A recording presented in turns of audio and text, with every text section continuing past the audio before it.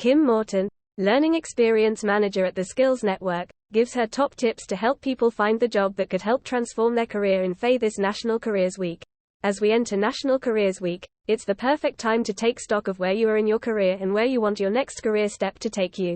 As a Learning Experience Manager at the Skills Network, the largest online learning provider in the UK, I have the privilege of leading a team which helps people every day in navigating those exciting choices, hopefully helping them make their dreams a reality. My true passion is supporting others, and being able to offer free advice to all our learners, whether they are individuals accessing our fully online courses and accredited qualifications, or people coming through our bespoke skills bootcamps looking to build their employability skills, is often a small but important link in the process of finding the right job to fit a person and their aspirations. No two people are the same, and my first step is usually to speak to the learners to understand what motivates them and what potential career they are hoping for. That way we can give them bespoke advice which will really work for them. It's important to remember that we don't just work with young people coming out of school and college, but also adult learners who have many years' experience in the workplace, who decide they want a change of career. The COVID pandemic saw many changes in the way people work. More than ever, people can work more flexibly, often from home, and as a result have more time for other things such as family and hobbies, giving people a better work-life balance. Also, the pandemic helped people re-evaluate what was important to them.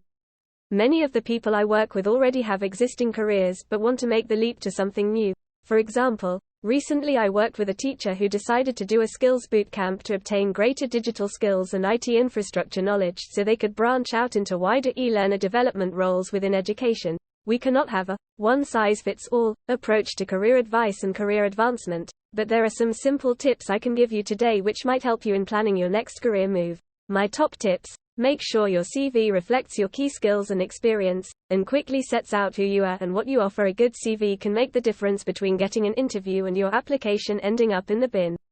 Remember that if an employer has hundreds of job applications to sift through, that you want yours to stand out for all the right reasons.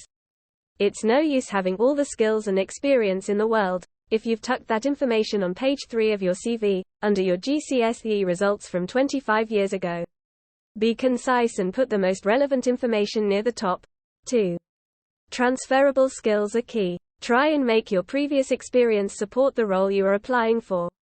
You probably have lots of transferable skills that will work in a new working environment, so have a think about how roles you have done in the past, both in the workplace and in your personal life, and see how you can apply those learnings in a new setting.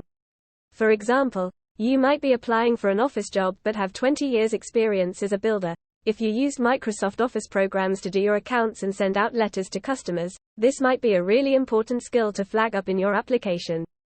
Don't expect employers to assume you have knowledge or expertise if you don't mention it. 3. Tailor your cover letter to the job you are applying for, and to the employer who will read it. Alongside having a great CV that stands out, make sure your cover letter talks specifically about the role you are applying for and why you feel you are the perfect candidate for job. Whilst it might feel time-consuming to tailor each and every job application you send off, it probably is worth investing a few minutes in tweaking the cover letter, as it's likely to be the first thing that the recruiting manager will see.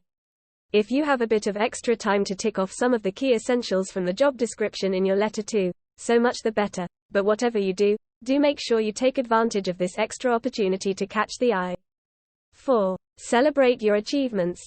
No one else will do this, so don't be afraid to be your own cheerleader. Being humble is a great personality trait to have in a person, but not when it comes to seeking out your next job. In a crowded field of applicants, make sure you take every opportunity to not only highlight your skills and expertise, but also how you have been able to deliver success in the past, and how you can use this track record in the future to assist your new employer. Others will be working hard to show their best versions of themselves, so why not do the same, building on your own USPs? 5. Consider additional training activities that can showcase your skills. If you can see there is a part of your CV where your experience or expertise is lacking compared to other applicants, don't sit back and mope about it. Do something positive to tackle the problem.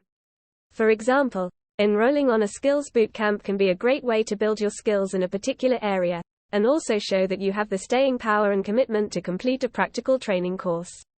Also, if you are looking at undertaking specific training relevant to the role you are applying for, then do mention this in your personal statement or cover letter. Having a positive mindset and can-do attitude really can push you forward in your job search. Working in the FA sector in particular, it's an exciting time. Where do you see yourself working in 5 years? Why not step out of your comfort zone and build a plan of smart targets on how you are going to reach your goals in 2024? At the Skills Network, we always support our learners to pull together a personalized career development plan. Visualize where you want to be and how you are going to achieve it. Leveling up can take time, but it's more than worth it in the end.